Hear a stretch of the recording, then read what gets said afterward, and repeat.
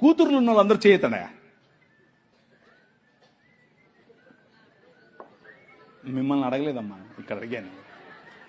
మీరు ధన్యులు, మీరు ధన్యులు. ఎందుకో తెలుసా? మీ పాపను చూసి 6 ఏళ్ళైనా 10 ఏళ్ళైనా 15 ఏళ్ళైనా 25 ఏళ్ళైనా 35 ఏళ్ళైనా నో ప్రాబ్లం. బుగ్గల మీద చేయి పెట్టి ఎంత అందంగా ఉన్నావమ్మా నువ్వు అని చెప్పు. అది నీ బాధ్యత. నువ్వు చెప్పడం మొదలు పెడితే పక్కనోడు చెప్తే మా నాయన ఎప్పుడో చెప్పాడు అంటది. అర్థమైందా? నీ కూతురు దగ్గరికి తీసుకో, కౌగిలించుకొని చెప్పు, ఐ లవ్ యూ బెటా.